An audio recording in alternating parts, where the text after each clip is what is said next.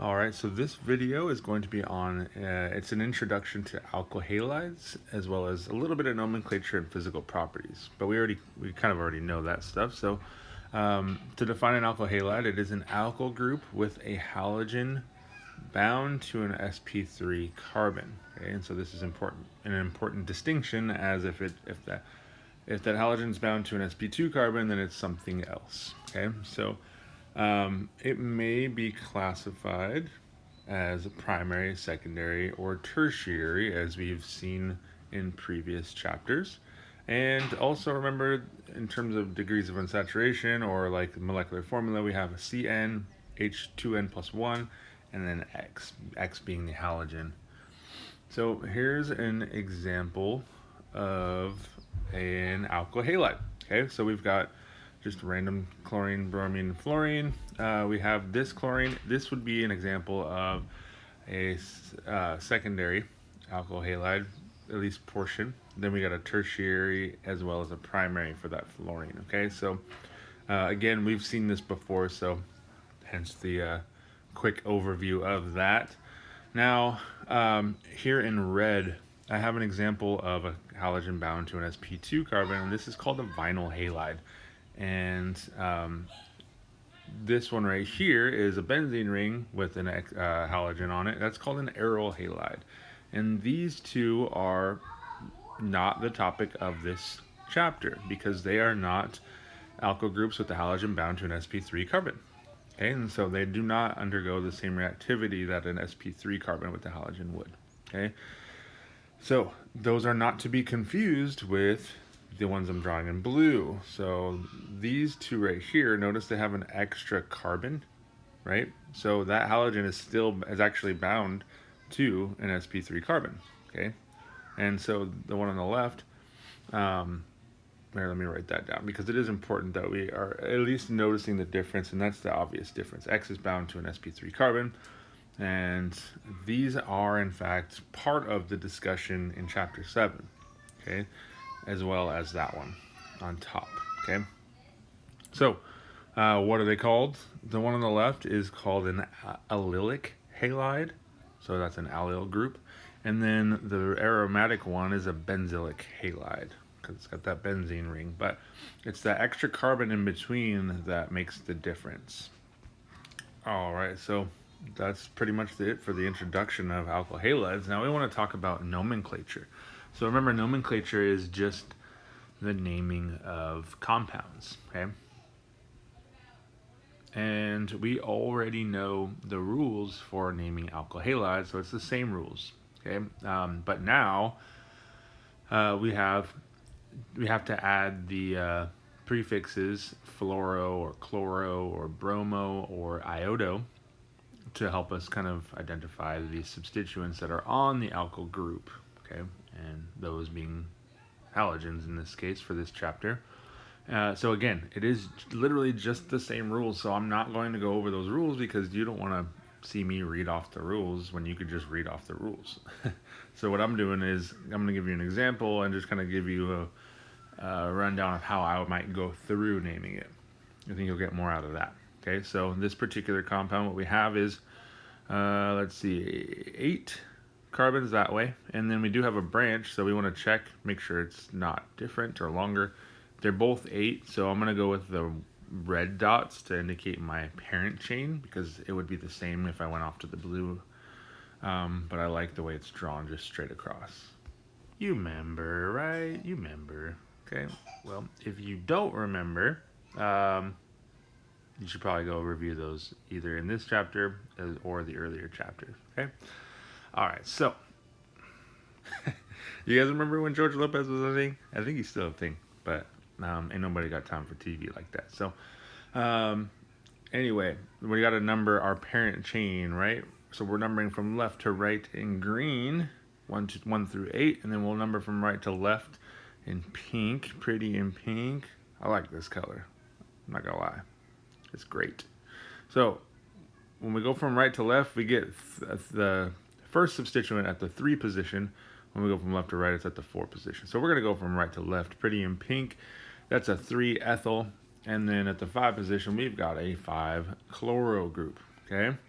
But remember that time when we had a wedge there, we got to make sure that that's not a stereogenic center, and of course it is. So what's the config, yo?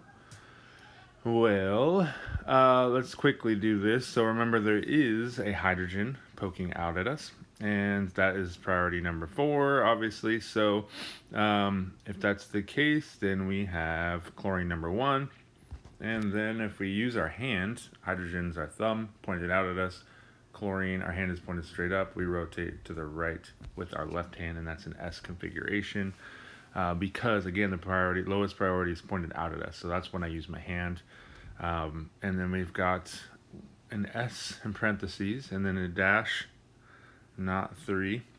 JK, we want to go in alphabetical order. C comes before E, so we're going to do a 5-chloro 3-ethyl octane for our final answer. And again, if you don't really follow those rules, check those out again in either chapter 7, or in addition to chapter 7's rules, go to chapter 1, 2, 3. All right, let's take a look at another example. All right, let's see if we can't get through this one a little bit quicker. So, ooh, a dash. All right, so that might be of interest later. We got 1, 2, 3, 4, 5, 6, 7, 8, 9. That is nonane for our parent chain of 9 carbons.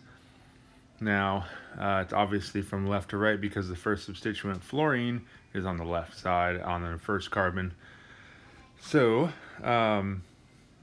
we got a 1-fluoro, we got a 2-methyl, and then a 6,6-dimethyl. 2 of the same substituent on that carbon, which, if you combine those 2 together, we got a 2,6,6-trimethyl. Okay, so remember, it doesn't really matter in this case, but the prefix tri is not included in alphabetizing, so we treat it as an M. But now let's look at the configuration of that 2 position. We got a hydrogen pointed out at us. Fluorine side is a 1. We've got a 2 position on that larger alkyl, and 3 is a methyl. 4 is a hydrogen pointed out at us, so we can use our thumb and hand. That gives us an R configuration. And R in parentheses -1 -fluoro 2,6,6 trimethyl. Okay. Oh, trimethyl nonane. Yeah, you know. And that's pretty much it for the examples on nomenclature for alkyl halides. Like I said, you already know this stuff, so just got to put some practice in and fill in the fluoro, chloro, bromo, iodo instead of alkyl, or like a methyl or whatever. So physical properties. Now, what we've got here is some boiling point and melting point and solubility. Now I'm going to pause this or stop this so I can fill out a giant chart and then go over that quickly with you. So here we go. This group right here, we got a ethane molecule compared to a chloroethane compared to a chloropropane. So let's look at the melting points. -183 to -136 to -123. So those are increasing, right? We have a boiling point of -89 to +12 to +47.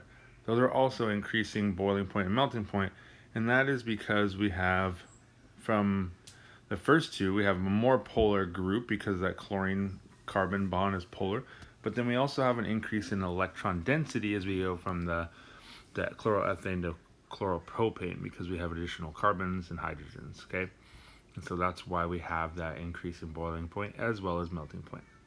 Now, let's take a look at these molecules. We have chloroethane compared to a bromoethane. Okay, the melting point -136 to -119. It goes up. Boiling point goes from 12 to 39 degrees Celsius. It increases, and that's because we have a larger X, a larger halogen or a larger atom, and that means that bromine is more polarizable. So we're going to get better intermolecular forces or attractions occurring, thus an increase in boiling point and melting point. Okay. Now, solubility. So, solubility. So that Rx right there is basically just an alkyl halide example, right? R group is any carbon-containing compound. We can draw it like this as well with an R-X to indicate that bond.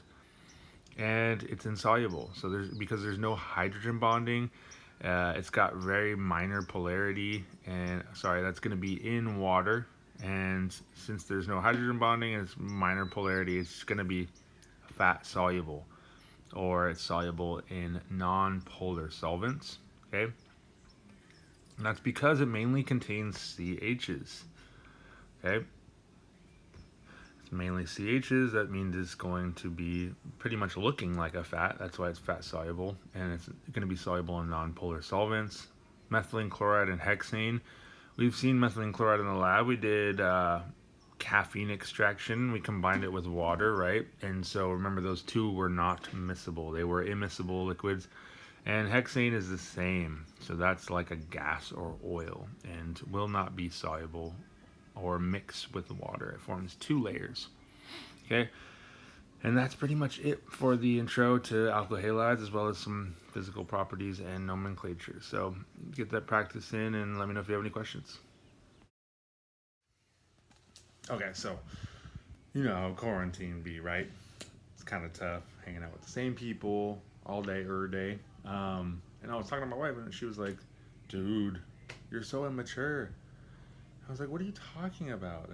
That's crazy. I'm so old. How am I immature?" So I kind of got upset, and I was like, "Get out of my fort. No girls allowed." No, but for real, on a serious note, I threw a boomerang like 2 weeks ago. And now I'm just walking around in constant fear. Like, it could hit me in the back of the head at any time. There's no way to live.